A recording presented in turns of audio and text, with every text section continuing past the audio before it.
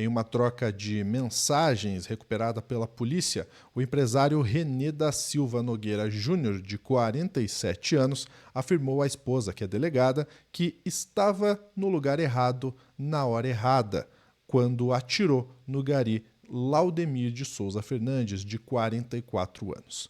Ele ainda tentou fazer com que a esposa, que é a delegada, entregasse outra arma à polícia que não a arma do crime. Um verdadeiro absurdo que a gente vai contar para você agora no Plantão do Meteoro.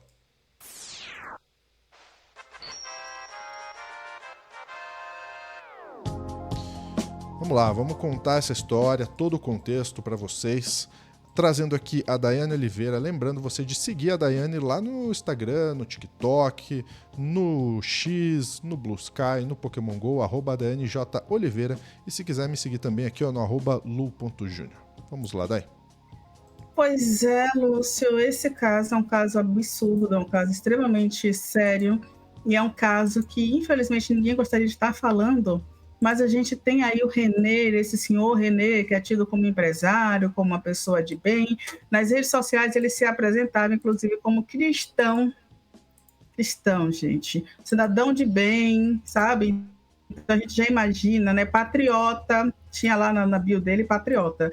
A gente já imagina o perfil, mas poderia ser qualquer outro perfil. No entanto, essa pessoa que teve coragem de atirar contra um trabalhador, depois sair daquele espaço ali, disse ele que foi passear com os cachorros e depois foi para a academia, como se nada tivesse acontecido, como se nada tivesse feito.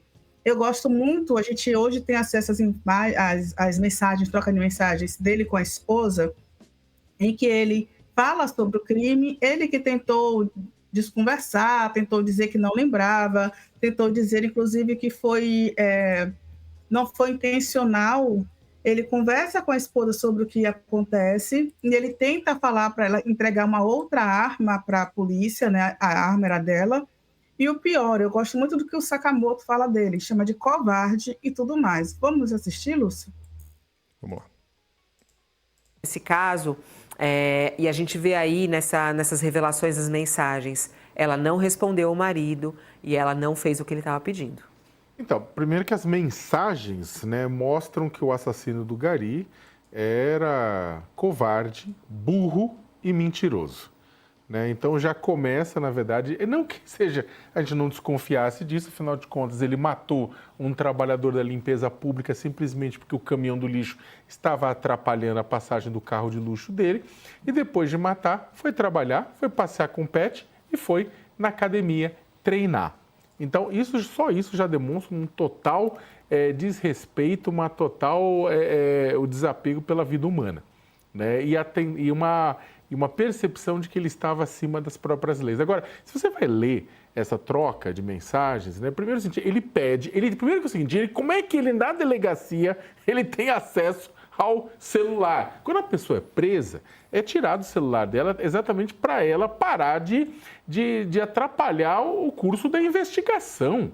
Quando você é parado pela polícia na rua, naquela vez que a polícia me parou recentemente, achando que eu era um condenado por assassinato, aquela rola que já conversamos aqui, que me meteram o meu nome lá de forma criminosa lá no meio, eles pegam o celular e falam, não, você não vai usar o celular, você não vai falar com ninguém, né, enquanto a gente não tiver uma averiguação, você está sob custódia. E como é que ele conseguiu, lá na delegacia, ficar usando o celular? E aí, depois disso, ele pede para a esposa olha, bota outra arma, essa aí não. Né? A esposa ignora, porque a esposa não é burra, ela sabe que tudo aquilo vai ser levantado depois. Depois ele ainda mente para a própria esposa, não fui eu. Né? Ou seja, para a própria esposa, que ele está, inclusive, colocando em maus lençóis, ele solta o não fui eu. Né? Ao invés de falar para ela, olha, aconteceu tal coisa, ele fala que não foi ele. Agora, a esposa não atendeu, mas também a delegada tem muito o que dizer, né, no meio de tudo isso. Por quê? Porque ela deixava o marido usar o revólver que é dela, sendo que ele não tem esse porte, o porte é dela. E ela deixou ele usar a arma Que história é essa? Ela precisa, sim, dar explicações, precisa ser processada por conta disso. Né? Então, essa história, Fabiola, ela, no final das contas, ela é uma grande história, uma história muito triste, mas é uma grande história que mostra como uma parcela da população se sente no direito de agir como se as leis não valessem para eles. Sabe, usa o celular preso, depois pede para a esposa para ajudar a encobrir o crime, depois mente... Depois, sabe, vai para a academia, vai se divertir como se nada tivesse acontecido. Ou seja, o René é um sujeito, né, que precisa, na verdade, estar à parte, ser colocado à parte do convívio público, porque ele realmente acha que tudo que ele faz a lei não alcança. E aí você vai puxar todo o histórico dele, tem caso envolvendo atropelamento e morte no Rio de Janeiro, tem caso envolvendo violência doméstica com outras parceiras, sempre com o negócio se desaparecendo em cima de acordos feitos com ele e as vítimas e as famílias da... Ah, mas sempre assim, né? Com gente rica, as coisas são muito mais fáceis, né? Pois é, Lúcio. Não fui eu que falei, foi o Sakamoto, que o René é uma pessoa aí, burro, covarde, mentiroso, mas poderia ter sido eu também, tá? Porque tudo que a gente vê, e a gente vai ver mais algumas informações agora, nas trocas de conversas desse rapaz com a companheira delegada, Lúcio, é algo absurdo. Vou te pedir para colocar a matéria do UOL, por favor, que a gente tem algumas imagens de trocas de notícias. Aí. Pronto, vou te pedir para ler, Lúcio, por gentileza, porque me dá uma crise de tosse no meio do corte. Pronto, essas mensagens aí. Essas mensagens aqui, né? Veja a transcrição da conversa. Então ele fala assim, entrega a 9mm, a pistola 9mm. Escreveu René. Não pega outra, a 9mm não tem nada. Isso nas mensagens que ele manda para a sua esposa. Ana Paula voltou a ignorar o pedido do marido e ele enviou outra mensagem. Dessa vez o empresário alega inocência. Estava no lugar errado, na hora errada. Amor, eu não fiz nada. Outra mensagem aí enviada. E aí depois, né, a delegada não consentiu com o pedido do marido para obstruir a investigação, segundo a polícia. Então a polícia diz, Ana Paula não respondeu às mensagens do marido, como a gente pode ver aqui no print, né? Tampouco Ana Will concordou com o seu plano de atrapalhar as investigações, segundo o inquérito. Então essas foram as mensagens que ele mandou após cometer o crime. Pois é, e aí vale lembrar uma coisa.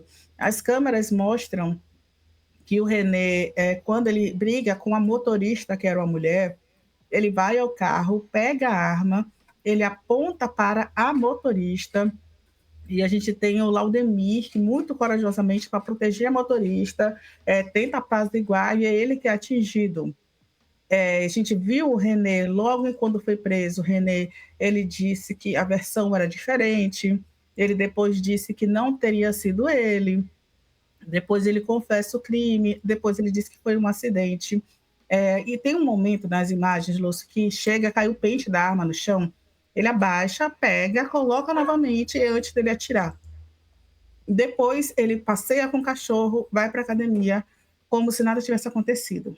E é essa pessoa, neste momento, que quer, né, trocou essas mensagens com a esposa, e ele tenta dizer para toda a sociedade que ele não queria ter cometido aquele crime, sendo que ele tem um histórico violento por trás. É um absurdo.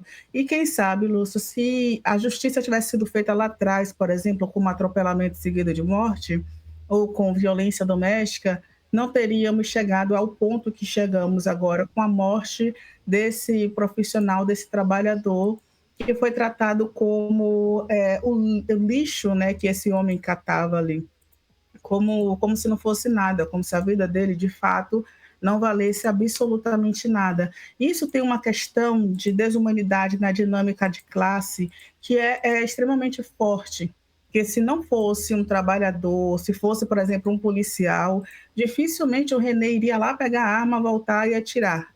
Sabe, tem uma ideia de eu sou superior, tem uma ideia de eu posso fazer tudo, absurda nesse caso. E a gente vai continuar acompanhando, porque quanto mais informações aparecem, mais surreal, mais assustador fica e não tem nenhuma justificativa para o que o René fez. A gente espera de fato que haja justiça.